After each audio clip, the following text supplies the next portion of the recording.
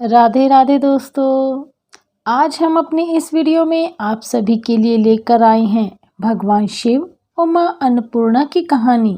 जैसा कि हम सभी जानते हैं, भोजन को पवित्र माना जाता है और इसके सेवन से पहले प्रार्थना की जाती है। जो व्यक्ति भोजन के महत्व को समझता है वह जीवन में प्रगति करता है। भोजन का दान सबसे बड़ा दान बताया गया है। अन्नदान का बहुत महत्व है। माता अन्नपूर्णा को अन्न की देवी माना जाता है। हिंदू धर्म में भोजन की पूजा और प्रसाद की बहुत प्रशंसा की गई है। इसीलिए देवी अन्नपूर्णा को एक लोकप्रिय देवी माना जाता है। वह शिव की पत्नी पार्वती का ही अवतार रूप है।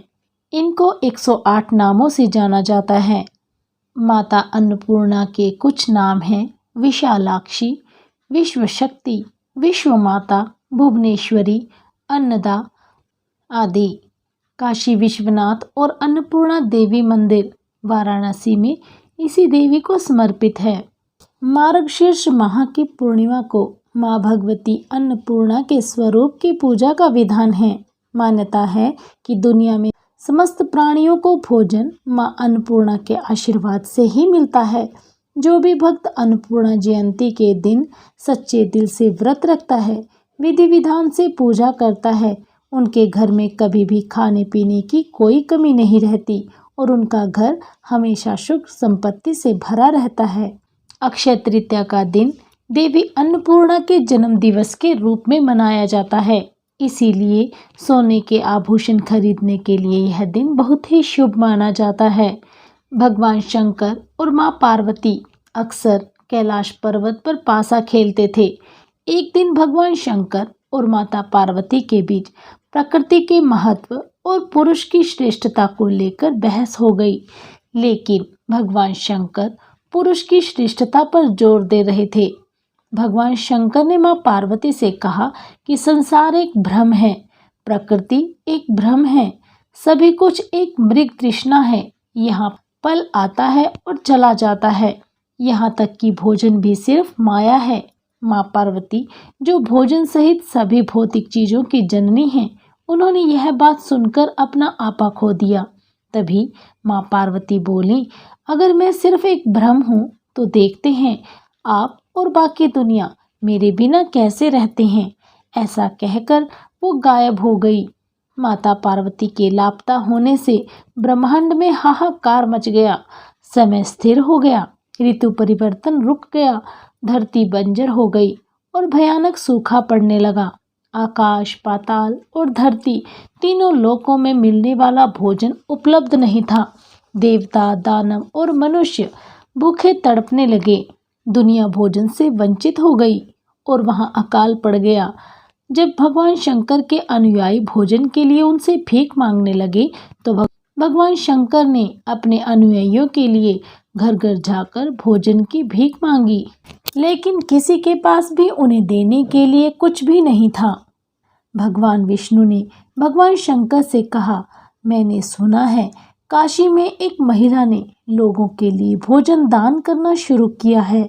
भोजन की भीख मांगने के लिए भगवान शंकर काशी गए, लेकिन जब उन्हें पता चला कि रसोई को चलाने वाला कोई और नहीं बल्कि उनकी पत्नी पार्वती ही थी, वह बैंगनी और भूरे रंग के वस्त्र पहने और आभूषणों से सजी हुई थी और वह एक सिंहासन पर बैठी थी और एक एक करके भूखे देवताओं और पृथ्वी के भूखे निवासियों को भोजन परोस रही थी।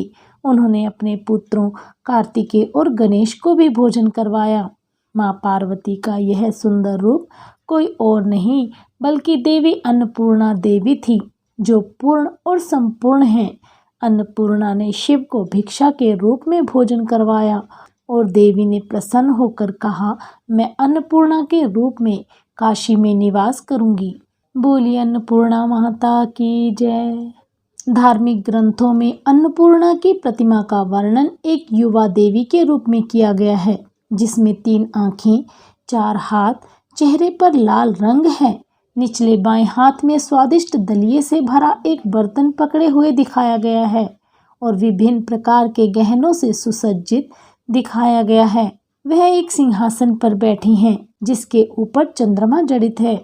भगवान शिव को भिक्षुक के रूप में भीख मांगते हुए दिखाया गया है। तो दोस्तों, जैसे हमने जाना कि माँ अन्नपूर्णा को ही अन्न की देवी कहा जाता है। जब जब पृथ्वी पर अन्न की कमी हुई है, तब माँ पार्वती ने अन्नपूर्णा देवी के रूप में अवतरित होकर समस्त मानव जाति की रक्षा की थी। माता अन्नपूर्णा अन्न की देवी हैं। हमें कभी भी अन्न का निरादर नहीं करना चाहिए, कभी भी अन्न को व्यर्थ नहीं करना चाहिए। हमें माँ की कृपा पाने के लिए माँ पार्वती और भगवान शंकर की पूजा अर्चना करनी चाहिए। माता अन्नपूर्णा की पूजा से घर में कभी भी अन्न की कमी नहीं होती।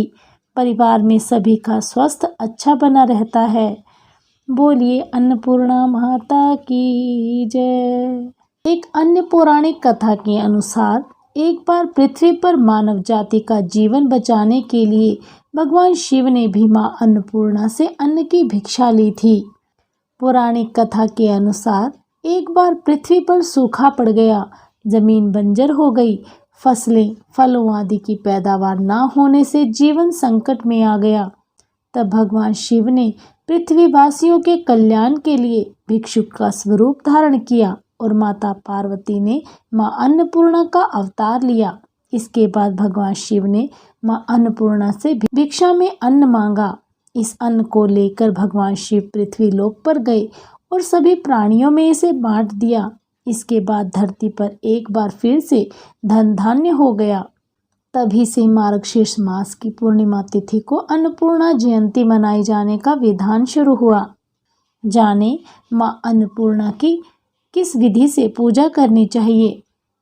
अपने घर में अन्न धन के भंडारे भरपूर रखने के लिए प्रतिदिन सुबह स्नान आदि से निवृत्त होने के बाद रसोई घर की साफ सफाई करें। इसके बाद गंगा जल से पूरे घर को और रसोई घर को पवित्र कर लें। गैस चूल्हे आदि की पूजा करें। माँ अन्नपूर्णा की आराधना करें। भोजन बनाने वाले चूल्हे की हल्दी, कुमकुम, चावल, पुष्प, धूप और दीपक से पूजा करें। रसोई घर में ही माँ पार्वती और भगवान शिव की कोई मूर्ति या तस्वीर लाकर पूजा करें और भगवान शिव और माँ अन्नपूर्णा से कामना करें कि आपके घर में कभी भी अन्न की कोई कमी ना रहे। हमें कभी भी अन्न का अनादर नहीं करना चाहिए। जो व्यक्ति अन्न का अनादर नहीं करता, उसके घर में कभी भी धन धान्य की कमी नहीं रहती। घर पर हमेशा अन्नपूर्णा देवी की कृपा बनी रहती है। बोलिए अन्नपूर्णा माता की जय। तो दोस्तों, कैसी लगी आपको हमारे द्वारा दी गई जानकारी? हमें कमेंट बॉक्स में कमेंट कर अवश्य बताइएगा। हमारी कहानियों को ज़्यादा से ज़्यादा शेयर करें।